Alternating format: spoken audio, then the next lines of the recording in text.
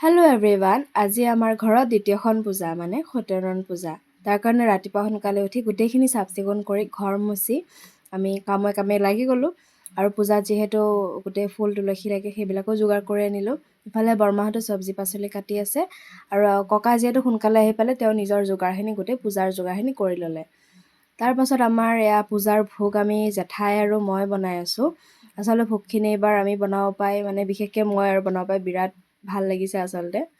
আৰু এইফালে পূজা আৰম্ভ হোৱাৰ আগতে যিহেতু মন্দিৰত চাকি গছ দিব লাগে, তাৰ কাৰণে মা আৰু পাপাই মনসা মন্দিৰত যায় চাকি গছ দি আহিলে।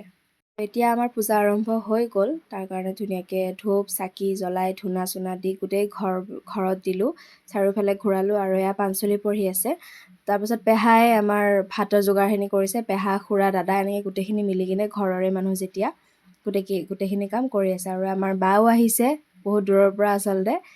তাৰপিছত এয়া আমাৰ পূজা শেষ হ'বৰ হ'ল, তাৰ কাৰণে আমাক পুষ্পাঞ্জলিও দি আছে। ইফালে ভাত আঞ্জা হ'বৰে হ'ল। তাৰপাছত আমাৰ ভোগ বিতৰণ কৰি আছে।